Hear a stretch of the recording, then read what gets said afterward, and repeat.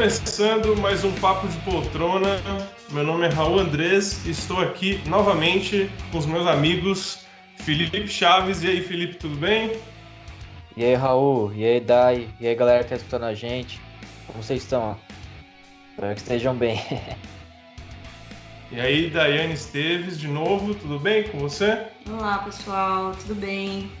Mais uma vez aí para explicar bastante coisa legal, bastante informação, e vamos lá que hoje tem bastante assunto para a gente falar. É isso aí. Hoje, Felipe, a gente vai falar sobre maratonar ou não maratonar, não é mesmo? Raul, essa é uma dúvida que eu acho que todo mundo que gosta de série, ou até mesmo quem não assiste tanta série, se pergunta. Por exemplo, hoje em dia, quando lança uma série Netflix nova, uma temporada nova, todo mundo assiste tudo de uma vez. Ou tem aquelas pessoas que assistem aos poucos. Porque antigamente lançava um episódio por semana, né? Hoje em dia lança várias séries, um episódio por semana.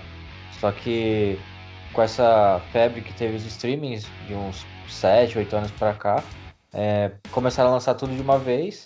E então muita gente começou a maratonar tudo de uma vez. E aí ficava sem ver série depois. Então basicamente sobre isso que a gente vai falar. E sobre uma minissérie nova que saiu no Netflix aí. Que é a... Como que é o mesmo nome, Raul? Me esqueci. Em inglês é Stateless. Traduzido no Netflix. Estado Zero. Estado Zero. Só para começar, vamos dar um contexto rapidinho assim. Antes de surgirem os streamings, né? Não existia esse modo de assistir, de maratonar. Claro que existia maratonar, a gente já vai explicar mais ou menos o que é maratonar, né? Não é exatamente assistir só streaming, né? Mas antigamente o pessoal assistia como televisão normal, que soltava um episódio por semana, tanto nas TVs abertas americanas, tanto nas TVs fechadas americanas. Não só americanas, acredito que britânico também. Só que com a vinda realmente dos streamings, como o Felipe falou, o modo de se consumir série mudou. E acho que a gente vai falar um pouquinho quais são os pontos positivos disso, quais são os pontos negativos, o que a gente prefere. Eu sei que a gente tem uma opinião meio contrária aqui, eu e a Dai, pelo menos. Eu não sei o que o Felipe prefere, mas eu vou descobrir já já. Mas é exatamente isso que a gente vai conversar, né, Dai? Sim, eu acho que é legal a gente saber literalmente os prós e os contras disso.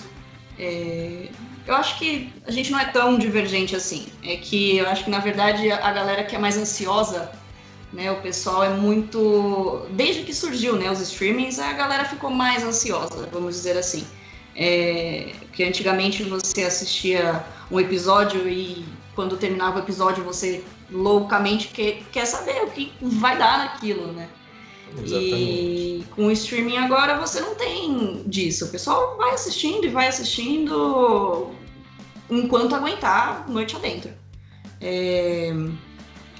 Eu acho que existem séries e séries, né?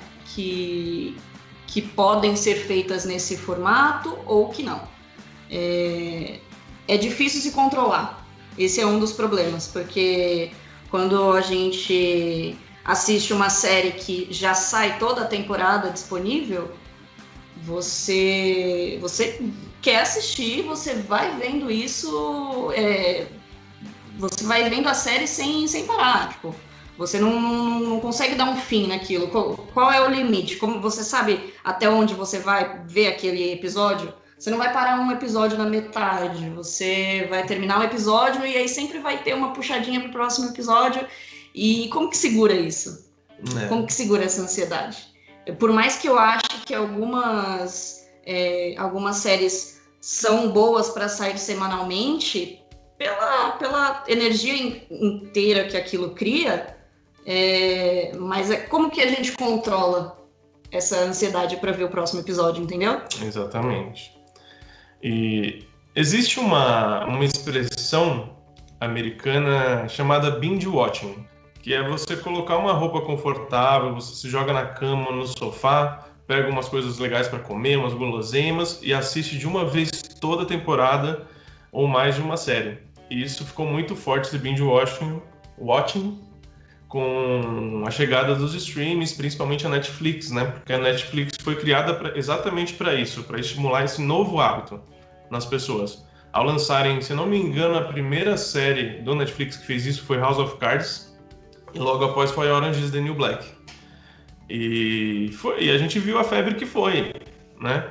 Talvez não sejam séries tão populares, no caso de House of Cards, não é tão popular, é uma série bem cabeça, né? Uma série bem cabeçuda, bem de prêmio, né? O pessoal conhece de nome, né? Pelo sucesso que faz. Mas ela foi a primeira esse novo formato, né? E vamos ver. Ô Felipe, para você, quais são os prós? Tem os prós e tem os contras, né? Primeiramente. Quais são os prós da gente ver a série por streaming? Que é... Não a série por streaming, né? É aquela série que é lançada todos os episódios da mesma temporada. Bom, os prós é que você não toma nenhum spoiler. Se você assistir antes de todo mundo, antes de ir na internet ver o que estão falando sobre a série, você pega um sábado, assiste tudo e pronto. Você vai saber de tudo, então você não tem problema tomar spoiler, porque você já assistiu. Entendeu? Séries muito grandes, né? Sim, exatamente. Vocês falaram que House of Cards foi a primeira série, realmente, foi a primeira série que eles lançaram tudo de uma vez lá no Netflix. Depois veio Orange is the New Black. Só que a primeira que eu lembro que eu fiz isso pelo Netflix, e que eu acredito que a maioria fez, foi Stranger Things. E eu tinha visto o trailer da primeira temporada, achei legalzinha, né? E aí eu peguei um sábado assim de manhã, coloquei lá pra assistir com a minha mãe, a gente matou a temporada inteira em um dia, entendeu? E nem era tão hype, ninguém assistia, porque tinha acabado de lançar, né? Mas foi a primeira série que eu lembro de ter feito isso. Depois daí a Netflix viu que deu certo e foi lançando só série assim. Recentemente ela tá mudando um pouco, mas no caso de Better Call Saul, né? Que ela lançar um por semana. Mas aí já é um pouco diferente porque não é original dela. Isso a gente pode explicar. Isso é legal a gente falar também. Mas o principal ponto positivo eu acho que é esse, você não tomar spoiler. Assistir tudo de uma vez e não tomar spoiler. Porque de resto, não sei se tem muito ponto positivo. É mais pra quem é ansioso e quer ver tudo logo de uma vez. Mas é igual a Dai falou, tem o mesmo pensamento. Depende muito da série. E tem séries que eu não gosto de ver tudo de uma vez. Por exemplo, Game of Thrones, Westworld. Que aí você vai criando teoria, vai digerindo melhor o episódio, né? Pra próxima semana você ver o que acontece. Lembrando que esse negócio da gente maratonar, ela não começou com a Netflix, né? A gente maratona série desde sempre, né? Desde que eu me entendo por gente, desde quando eu entendo como seriador. Sim. A gente maratona, Lost, House, eu fui assistindo, não peguei do começo, mas fui assistindo tudo. Elas foram séries para ver, para serem vistas assim? Não. Né?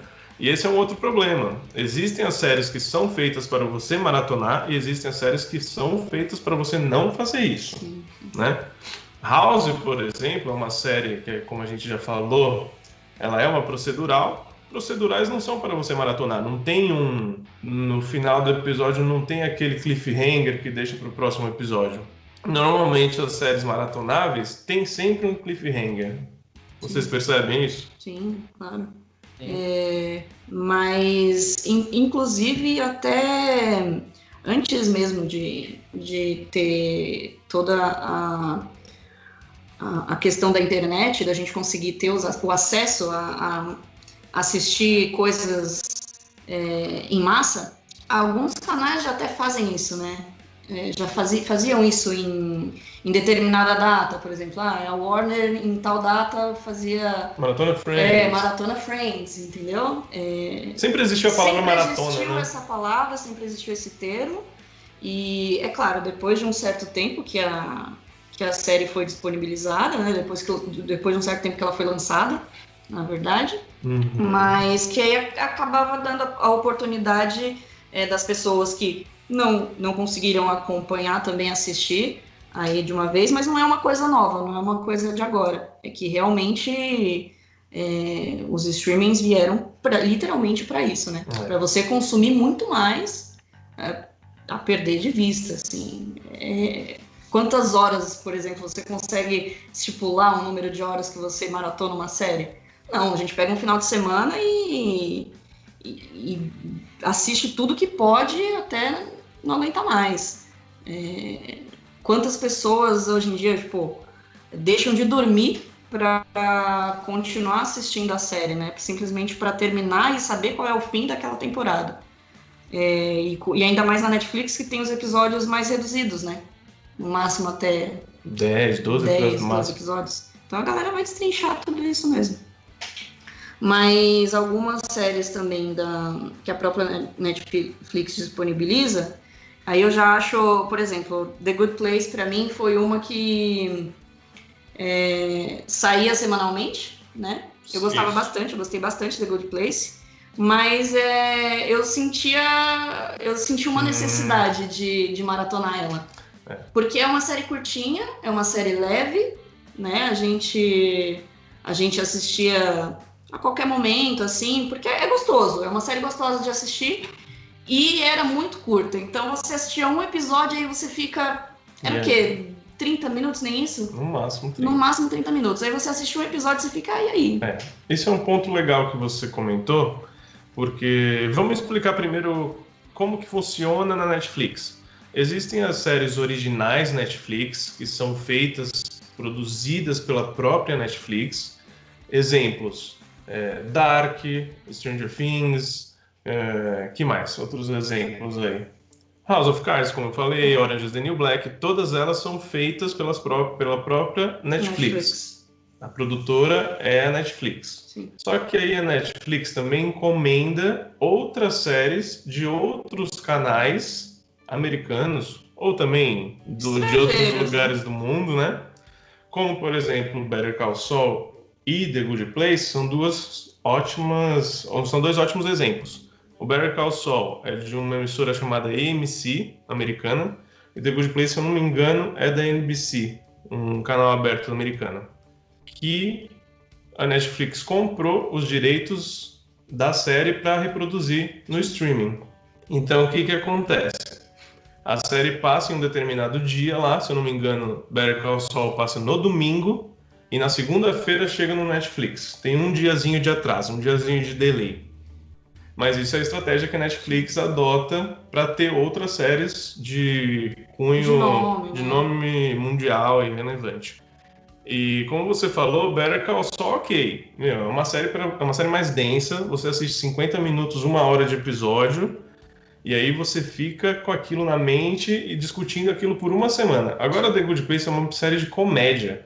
Eu prefiro assistir série de comédia um episódio atrás do outro, porque assim você começa a se apegar com os personagens, né? E até porque, como eu falei, é um episódio muito curto. Se você não assistir mais, é difícil você se apegar àquilo. Antigamente, realmente, não tinha essa questão da gente maratonar tanto, mas existia, por exemplo, se a gente assistia na TV, existia um horário certo para passar várias séries desse tipo. Por exemplo, a gente assistia Two and a Half Men, depois assistia Friends, conforme ia saindo, então você vai assistindo várias séries de episódios curtos, um atrás do outro. E aí, hoje em dia, você tá lá na história de The Good Place, que é num streaming, não vai ter uma sequência, uma série daquele mesmo tipo, logo depois, em seguida, para você continuar naquela mesma vibe que você tá. Exatamente. Entendeu?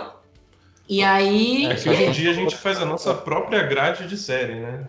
Ah, sim, não, com certeza. Isso também pode ser uma vantagem, né? Porque aí você tem a disponibilidade de fazer da maneira como você quiser. Mas eu digo também nessa questão de se apegar também, né? E para mim, com o The Good Place foi um exemplo para isso. Sim. Bom, a gente deu alguns exemplos, como The Good Place e Better Call Saul, que são as séries que são parceiras do Netflix, e tem também aquelas outras séries que entram no Netflix e também não são de originais Netflix e nem parceira dela, né? Sim. Tem muitas, Grey's Anatomy, muitas séries que hoje a gente vê na Netflix não são da Netflix e também estão lá pra gente maratonar. Como a gente falou dos prós, a gente não encontrou muitos prós. Eu não sei se vocês concordam comigo. O pró é esse, a gente não tomar spoiler. A gente é obrigado a assistir a Sim, temporada sim. 3 de Dark, que foi o maior Sim, hype. Se a gente não visse aquilo no domingo, na segunda-feira a gente tava ferrado, sim. né? Dark é um exemplo, eu acho que é um dos principais exemplos atuais. Eu quis assistir de uma vez, no máximo de um dia para o outro, no outro dia, porque eu sabia que a galera ia comentar, nas redes sociais não tem como você segurar isso, mas tem aquela questão do e se, né? E se fosse um episódio por semana? Ainda mais com Dark, que é uma série tão complexa, tão difícil, tão mirabolante, com ideias tão Feita pra gente teorizar mesmo. é para isso, é literalmente isso, é uma série de teorias e não teve isso, na verdade, né? Porque você só é aquilo que eu falei, você quer saber o que vai acontecer e aí você assiste, não tem como você meio que não se controla. Eu, pelo menos, esse é o ruim pra mim, porque eu não me controlo, eu sei que eu vou assistir. Eu sei que eu vou dar o play no próximo episódio. Não, mas eu acho que todo mundo é assim. Vai lançar Dark, vai lançar a próxima temporada Você de não. Stranger Things. Não, mas eu queria matar naquele final de semana, por exemplo. Não, mas por causa de spoiler. Por causa de spoiler. Pra mim, Dark, como o Eu já não Felipe deu matei Dark na semana. Você não fez isso. Não, eu vi a semana durante a semana inteira. E mesmo entrando no Twitter, entrando no site, tipo, óbvio que eu não vi nenhuma crítica ou resenha ou opinião sobre a temporada. Nem vídeo eu vi nada. Mas eu vi durante a semana e não peguei nenhum spoiler. Porque Dark pra mim é a única série Netflix que não é pra maratonar. Que é muito Sim. densa, muito parado. Sim. Falam que Dark, se fosse lançada um episódio por semana, teria sido até melhor. Porque poderiam ter teorizado muito mais. A única coisa que pôde teorizar foi de uma temporada para outra. Foi da segunda pra terceira. Da primeira Sim. pra segunda. Mas eu acho que eles já fazem isso também meio que pensado, né? Hoje em dia, sim. Hoje em dia, né? Tipo, eles só deixam a maior questão da temporada, literalmente no final da temporada, porque eles sabem que a galera vai maratonar tudo e não vai ter essa questão de criar uma teoria por episódio. E eu tenho certeza que se tivesse sido assim, ela teria sido muito maior do que ela foi. Esse é um outro ponto que a gente vai chegar. Só antes, foi interessante a gente entrar em Dark, porque foi a série que deu origem, talvez, a este podcast, né? Sim. A essa discussão. Porque, como você falou, como seria se Dark fosse lançada semanalmente? Imagina para Netflix. A Netflix teve um boom com Dark quando ela chegou. Não chegou, não. Quando a terceira temporada chegou, foi um boom por causa do hype enorme que estava nas redes sociais. Vídeos diários sendo soltados no YouTube sobre a família X e a família Y.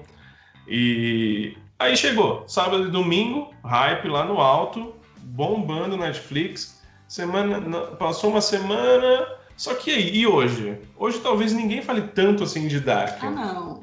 Hoje em dia é uma semana. Hoje em dia isso dura uma semana. Uma semana. Isso que eu acho o ruim, isso é um contra, no meu ponto de vista, porque se Dark fosse lançado semanalmente, a gente já tá ainda com Dark até hoje. Sim. Né? Foram lançados quantos episódios na última temporada? Foram 9. 9 episódios? A gente já tá vendo até hoje, ia teorizar semanalmente, como foi com Lost lá atrás, quando eu assisti Lost pela primeira vez. O Orkut bombava de teoria semanal. Os grupos do Orkut. Mas é verdade.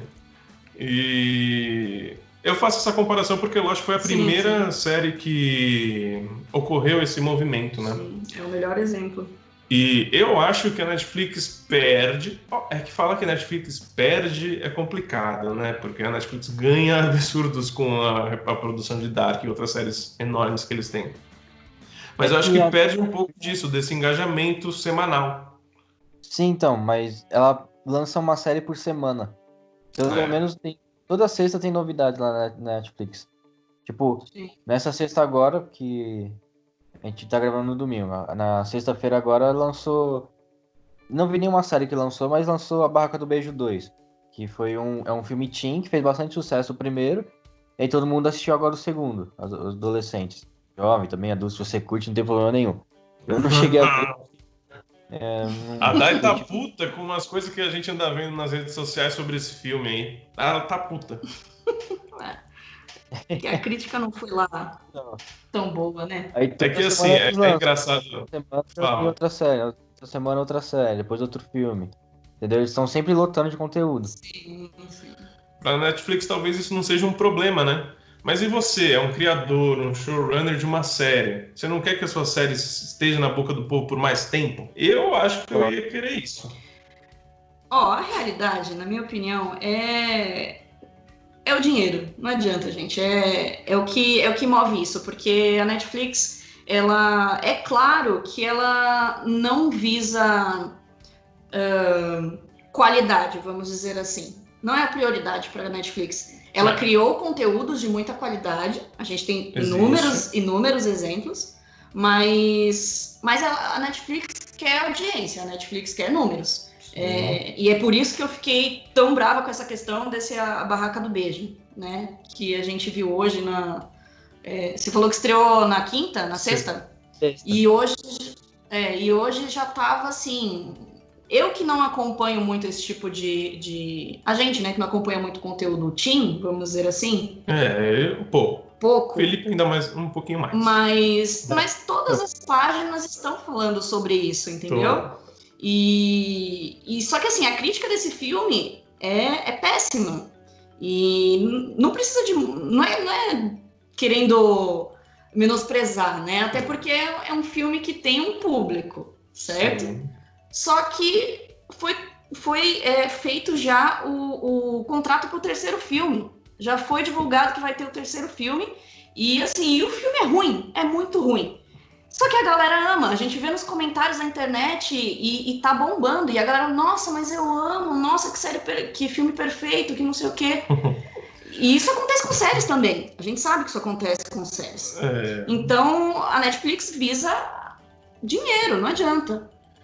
Eu acho que é o seguinte, como eu já falei pra você, a Netflix, existe 2 nichos na Netflix. As séries de grande qualidade, aquelas que vão concorrer a prêmios como The Crown, como Ozark, que a popularidade dessas séries é muito baixa, é muito pequena. Se você for ver as séries mais vistas da Netflix, nunca Ozark ou The Crown, ou sei lá o que mais, vai estar entre os top. Então existe esse tipo de série e existe aquela série que eles procuram popularidade, que procuram audiência. Como, por exemplo, ou série ou filme, como, por exemplo, a Barraca do Beijo. Sim. É o algoritmo lá deles, é isso que eles querem, é isso que eles estão assistindo. E é por isso também que muita série que visa popularidade é cancelada. Como foi cancelada The Way, como foi cancelada Sense8. É muito dinheiro que eles gastam para pouco retorno. Sim. Né? Pouco retorno, sim, né? Tem o retorno que eles não esperavam. Eles esperavam muito mais. Sim. Mas esse é o problema, entendeu? Mas é isso que eu falo da questão da qualidade. Porque me diz... Sim, a gente já tem séries que estão no paro aí com séries da HBO, por exemplo, que é o caso de The Crown, mas... Quantas séries? Essa é a questão. Os exemplos, qual é a estatística, entendeu? Essa balança aí tá muito pesada pro lado popular, entendeu? Que é óbvio. Sim, é óbvio. Mas perde a qualidade, não adianta. A qualidade de conteúdo. A gente tem aí, por exemplo, a Amazon, que a gente já concordou, não sei se o Felipe concorda, que bate de 10-0, literalmente de 10-0 em conteúdo. Eu acho que não é só em série original, é em conteúdo também. É em questão dos filmes que são lançados, porque a Netflix agora ela tá focando mais em produção original, ou nos direitos de distribuição. Mas... E aí os filmes que são lançados são filmes ou muito antigos. Tem filmes bons também? Tem, mas não é relevante para eles. E aí a Amazon não. A Amazon, além de produzir muito conteúdo original de extrema qualidade, também tem lançamentos de filmes e de conteúdos de direitos de distribuição também que são atuais. Exatamente. Tem uma frase interessante também que eu queria compartilhar. Não só uma frase. Para fazer esse podcast, eu fiz algumas pesquisas e vi uma declaração do showrunner de Dexter. Dexter, a série que a gente gosta muito, que a Day ama. E ela tem um problema, Dexter, que dizem que as últimas temporadas não foram tão boas. E o showrunner, ele concordou com isso. Porque as últimas temporadas de Dexter, elas já entraram na onda do streaming. Já existia Netflix ali, né? E todo mundo já estava maratonando essa série. Aí ele meio que mudou para talvez ser maratonada... Para se adequar. Para se adequar, exatamente. Foi uma transição. E ele disse que talvez perdeu um pouco de qualidade ali. Sim. Né? E tem uma outra frase que eu quero falar também, que ao ver as temporadas inteiras de uma só vez, você pode estar mudando as séries. Muita gente diz isso também. Porque quando você vê uma temporada inteira em um dia, os momentos ótimos da série... os momentos péssimos da série vão ficando para, sabe, meio de lado. Sim. Entendeu? Talvez a atenção... aí, ok, aconteceu uma coisa muito ruim na série, aconteceu, você não concorda com aquilo, mas ok, você já está assistindo outro episódio e não tem problema. E no outro episódio acontece o auge da série, só que o auge passa muito rápido também. Sim. Porque já chegou outro episódio que aí já desmentiu que tinha outro episódio, entendeu? Sim, é a questão das teorias, né? É isso que eu acho um pouco... Esse é muito contra para mim. Eu sou muito a favor de séries semanais. Eu entendo que existe um público que é ansioso, o público que... Hoje em dia, o público mais novo, que já nasceu nessa época de streaming, para falar a verdade, Sim, né? Com certeza. Que começou a acompanhar séries nessa época. Então existe, só que eu não gosto tanto assim. Ontem, na Comic Con, saiu uma notícia que The Boys foi renovada para a terceira temporada, só que a terceira temporada na Amazon não vai chegar... A terceira não, a segunda já, né? A segunda temporada não vai chegar todos os episódios de uma vez só. Eles vão lançar 3 episódios de uma vez e os demais semanalmente. A Apple faz isso, né, Felipe? A Apple faz, a Disney Plus faz também. E, se eu não me engano, talvez a HBO Max vai começar a fazer também, quando eles saírem aqui no Brasil. Porque eles viram que dá certo isso também, chama bastante atenção. Então é isso, eu acho que os streamings também estão se mexendo e estão vendo que isso pode ser interessante para eles, né? A HBO ainda, como é um canal, a gente tem que levar isso em consideração, porque a HBO é um canal ainda de TV a cabo. Vai estrear a HBO Max, lá fora já tem, vai chegar no Brasil não sei quando. A HBO Max vai ser realmente Quando, Felipe? Fim do ano. Disney Plus e HBO Max chega no fim do ano. Quero saber quanto é que vai ser isso aí, porque a HBO vai ser uma fortuna. Já tá caríssimo, não dá. Não, ainda aumenta todo ano, né? E, enfim, eu acho que é uma tendência isso, e eles vão analisando o mercado, eu acho que é ótimo. Mas aí você acha que é por causa disso mesmo? Eu acho que é por causa disso, pra série ficar mais na boca do povo. Sim. Vai lançar The Boys, ok, The Boys teve o seu auge lá atrás em uma semana, talvez. É que The Boys é uma coisa diferente na Amazon, mas, por exemplo, Hunters, vamos lá, Hunters. A gente não assistiu Hunters, a gente foi assistir o primeiro episódio há pouco tempo, uma semana atrás, 2. Só que Hunters, ela não estourou do jeito que deveria ter estourado. Sim. Não mesmo. Não sei se vocês concordam comigo. Sim. Porque ela foi lançada tudo de uma vez só. Tô errado? Acho que não, né? Acho que foi lançado tudo de uma vez só. Foi tudo de uma vez só. Mas imagina se ela tivesse até hoje, assim, o que ia estar na boca do povo, porque Hunters, pelo menos do piloto que a gente viu, é uma série já maravilhosa, né? Uma série incrível. O Felipe já assistiu. Sim, é boa.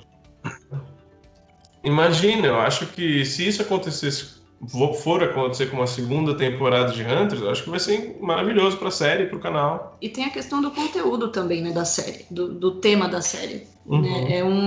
De Hunters, por exemplo, trata sobre um assunto extremamente sensível, né, pesado, e que talvez não tenha a relevância ou a importância que deveria ter, justamente por não ficar tanto tempo na mídia, né? No atual momento, assim, recorrente. Uhum. E aí a galera esquece, Sim. né? Talvez se ficasse aí, como a gente falou, semanalmente, isso fixe mais, o tema fixa mais na cabeça das pessoas, e as pessoas passam a questionar mais sobre aquilo, sobre, no caso de Hunter, sobre o que foi o nazismo, entendeu? Ou qualquer outra. No caso de a gente está assistindo agora Handmaid's Tale, né? Isso. Que é super pesado. É super denso, é série pra assistir semanal. Denso, é uma série que você fica mal assistindo e te faz pensar muito. Você não consegue assistir 2 episódios seguidos sem sentir uma carga pesada nas suas costas de pensamento mesmo, de questões sociais sobre aquilo. E a gente tá assistindo, eu acho que a gente às vezes maratonou, né? Assistindo uns 3 episódios aí no máximo, né? Sim. Ficando na bad depois, mas enfim. Só que nos outros dias eu ainda fico pensando nisso, sabe? Eu assisto uma coisa que é tão pesada que durante o meu dia, no outro dia, me afeta no nível de parar para pensar como sociedade, né? E talvez isso seja bom, né? Porque talvez faça a gente evoluir como ser humano até, entendeu? Isso pode afetar a gente de uma forma muito positiva, numa questão de evolução mesmo. Essas foram as nossas opiniões. Ô Felipe, qual a sua opinião sobre isso? Você prefere maratonar? Você não gosta desse tipo de... Então, como eu falei no começo, depende muito da série, entendeu? Séries mais densas, tipo Ozark, Dark, House of Cards, até a The Crown mesmo, eu não gosto de maratonar. Mesmo lançando tudo no Netflix, isso daí. Eu vou assistindo aos poucos, uma de cada.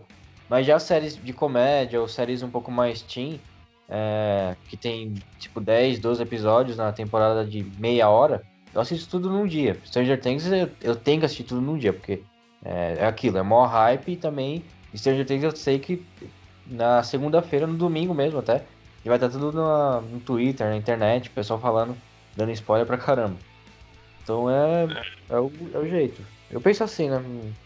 Tem muita série que eu prefiro ver maratonando e outras que eu prefiro ver aos poucos. Então a gente chega numa conclusão que séries mais leves são interessantes de maratonar. Como a gente falou, uma comédia, assistir semanal, pô, pesado, né? A gente assistiu Modern Family maratonando, vral. A gente se conectou com todos os personagens. Nossa, estamos amando todo mundo, estamos odiando. Não, odiando não, porque ninguém odeia em Modern Family. Possível. Mas depois a gente foi assistindo. Eu, no meu caso, você já assistiu depois tudo junto, né? No meu caso, eu fui assistindo quando ela já estava em dia. Eu já estava em dia com a série, saindo semanal. Só que aí eu falei, esse episódio não ficou tão legal. Sim. Aí o outro episódio também não tava tão bom. Aí o outro também não tava tão bom. Porque para as comédias também tem essa relevância, né? Porque às vezes um episódio não é tão engraçado quanto o outro. E isso afeta também, porque tem episódio, por exemplo, que você não ri, você não dá gargalhada, entendeu? Às vezes tem uma outra questão ali. É aquele engraçado que não é para rir, entende? Sim. E aí, quando você assistir vários, não tem disso. Você não tem essa percepção. E afinal é uma série de comédia, então acho que essa é a intenção, né? Você se divertir e ser mais leve. Exato. E é isso. Bom, essas foram as nossas análises sobre maratonar ou não maratonar, eis a questão, né, Filipão? Agora vamos para a parte 2 do nosso podcast, que a gente vai falar sobre a série que eu descobri que não era do Netflix. Ela é de um canal australiano. E a Netflix, como Better Call Saul e The Good Place, comprou os direitos de transmissão. Sabia disso, Felipe? Essa eu não sabia, cara. Eu jurava que era original. Papo de poltrona é conteúdo. A série é Stateless, Estado Zero.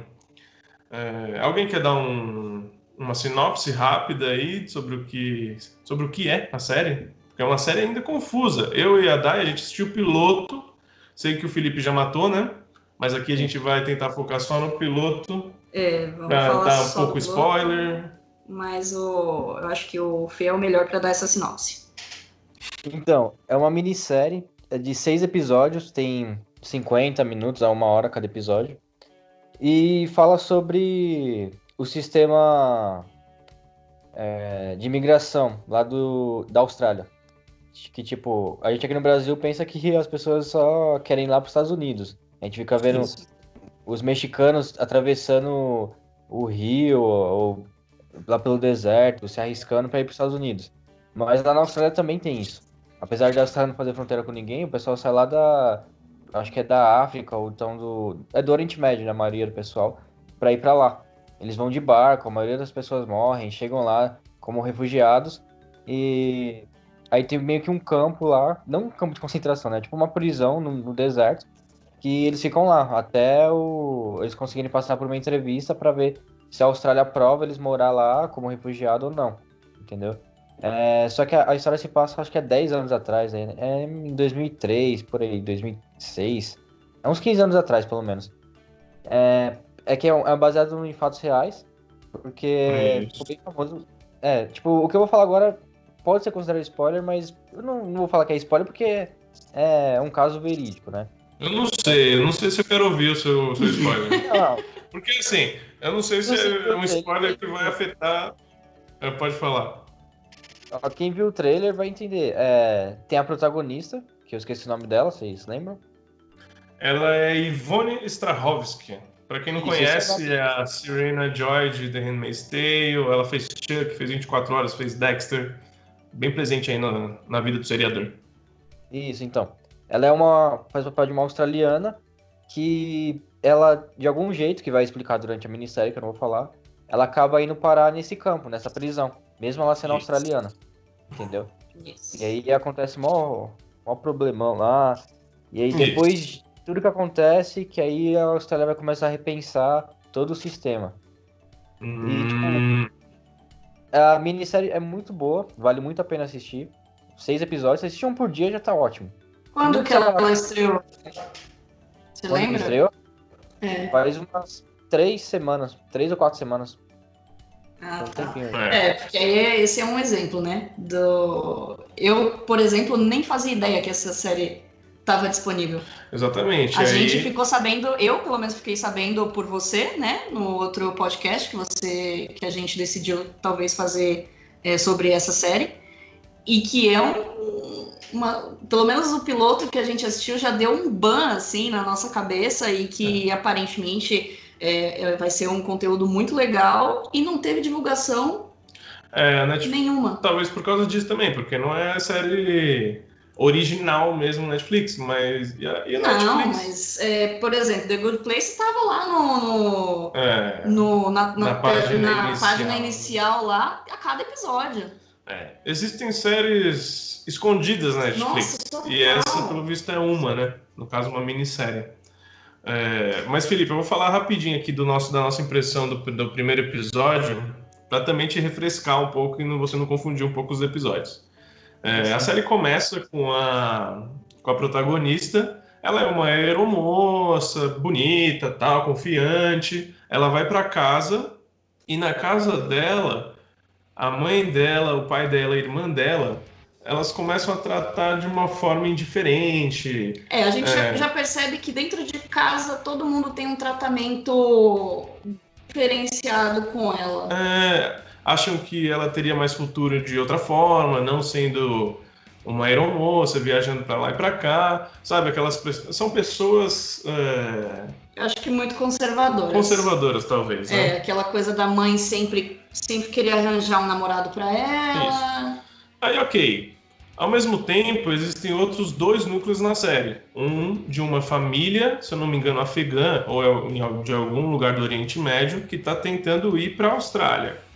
E elas entram em altas confusões ali, né? Sim. Que elas confiam num cara, o cara dá o golpe nelas e acaba o pai da família sendo capturado por rebeldes. Ok, esse Sim. é um segundo núcleo. E o terceiro núcleo já é de um policial, Militar? isso? Não sei se é um policial ou se é um guardinha Ele não é policial. da prisão, Ele não chega a ser um militar. né? Acho que ele é um só guarda. Cara, australiano tá precisando de dinheiro. Aí ele tem um amigo que é guarda dessa prisão. E aí Isso. ele tá ganhando dinheiro e acaba pediram ajuda pra ele pra passar na entrevista, né? Pra trabalhar lá nessa prisão. Ok, esses dois núcleos pra mim, ok, fechadinhos. Sim, Tá mantendo a princípio não teve nenhuma teoria aí. Isso. Tá mantendo um padrão. Só que o núcleo da menina, que é a protagonista real da série, ela é um pouco confuso. Porque depois disso, depois do que acontece, ela vê que a família dela não tá muito indo com ela foge de casa, né? Ela pega o seu carro, entra numa bebedeira doida, aí ela começa a beber dentro do carro, e aí a cena já corta pra ela dançando num lugar estranho, aqueles lugares que... Na verdade, aquilo me pareceu como se fosse um baile de terceira idade, Parece só que um não baile. era de terceira idade, entende? Só que é uma organização, eu acho que isso é uma organização que ganha no sofrimento dos outros, isso já deu pra Sim, perceber. isso é óbvio. Né? Então, Mas assim, lá... não foi explicado do porquê que ela foi pra lá, do porquê que ela tava lá. Ela simplesmente fugiu da casa dela e foi pra essa corporação aí. Exato. Nessa corporação tem dois donos, pelo que a gente viu, que uma é a Cate Blanchett, atriz oscarizada, e o rapaz é o Dominic West, que fez The Affair e The Wire. É uma cara bem famosa também das séries.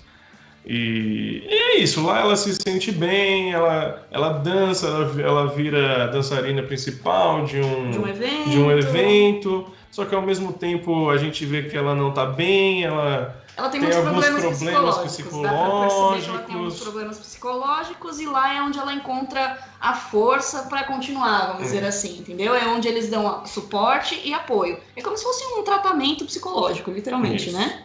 Do tipo, você pode mais, você tem força, dessas frases motivacionais mesmo. É literalmente isso que eles mostram, né?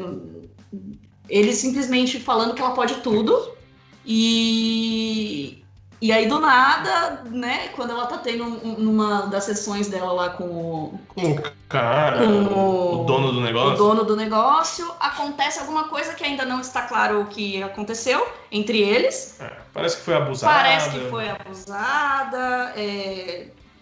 Enfim, mas dá pra perceber que aquilo ali foi um fato importante, porque ela teve um colapso depois. Então, é muito estranho porque existe um momento que ela foge de casa, bebe, aí corta pra ela feliz nesse lugar, dançando, onde parece ser um lugar perfeito e maravilhoso. Aí depois já corta de novo pra ela triste no evento. Sim. E tendo um colapso. E o cara que é o Dominic West, ele percebe isso. Enxotou ela de lá, sabendo que ela xingando, tava daquele jeito porque ele fez alguma coisa com ela. E depois logo corta pra ela no mar. Ela vai no mar, acaba assim o episódio.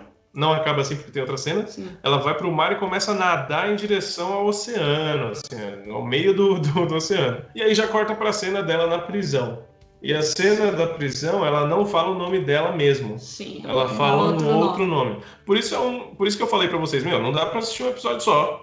A gente precisa assistir o outro, porque ficou muito confuso. Existe algumas linhas do tempo não estão se encaixando, porque eu acho que são linhas do tempo diferentes. Aí eu não sei o que é primeiro, eu não sei o que é depois. Então eu fiquei com essa pulguinha atrás da orelha, porque assim, todo o núcleo dessa menina, você acaba não entendendo nada. Você não entende nada do que aconteceu com ela, assim. Isso são coisas que a gente percebeu, que mostrou ali, assim, por cima, mas assim, a gente realmente não sabe se ela foi abusada, a gente não sabe nada do que aconteceu com ela. Só que ela é uma pessoa muito... A princípio eu não sabia que ela poderia ser uma pessoa realmente com problemas mentais. Porque do nada apareceu ela lá depois quando ela teve esse colapso, nesse evento aí que o cara enxotou ela, da corporação, ela ficou doidinha, ficou vagando pela rua e aí a família dela encontra ela e fala que ela não pode ficar sozinha. Como assim? Então, tipo, até então não tinha mostrado que ela que ela poderia ter algum problema, tipo, realmente mental, vamos dizer assim. não só, né, psicológicos do tipo sofrimento. Sim. E em alguns momentos ela age meio como criança, sabe? Infantil, né? Meio infantil, principalmente quando eles estão acalentando ela, e aí, sabe, não dá pra entender muito bem esse núcleo dela, não. Mas é o que instigou, é o que tá instigando a gente a querer assistir muito mais, óbvio. Mas analisando o piloto, eu gostei da interpretação de todos os três principais, principalmente os três atores principais.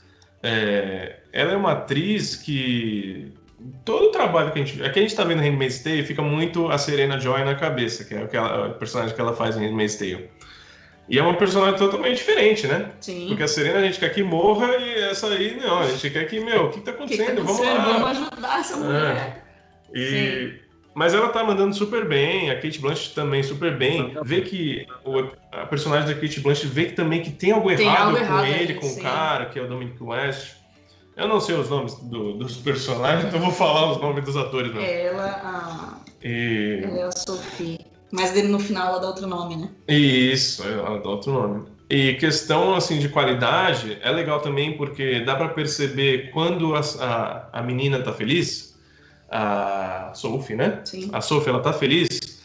Você vê que a paleta de cores é tudo um pouco mais vivo, né? Agora, quando ela já tá mal, é tudo meio cinza. Quando vai pro núcleo do galera do Oriente Médio, sim, já também. É um pouquinho mais pastel. azulado, Sim. assim, mais pastel. E com o outro cara também, porque é mais denso, é né? mais denso, né? Sim. Mas eu gostei bastante do primeiro episódio. Eu vou terminar de assistir com certeza. Sim. E é isso. Felipe, você tem alguma coisa para falar sobre o primeiro episódio? O que você achou das nossas primeiras impressões? Não, o que vocês falaram eu também fiquei assim no primeiro episódio. Caramba, mano, como assim? Não entendi muito bem a história dela. Mas aí, tipo, no segundo episódio já explica um pouco mais, vai explicando tudo ao longo dos episódios. Acho que até o quarto você já entendeu tudo. Aí depois tem mais outros 2 episódios que é a conclusão mesmo. Porque acontece bastante coisa e você acaba vendo que é pesado o que as pessoas vivem. Tipo, a gente não tem ideia de como que é lá no Oriente Médio, de como que é a vida de um refugiado. Isso há 15 anos atrás. Mas vocês vão curtir, eu acredito, se todo mundo for assistir.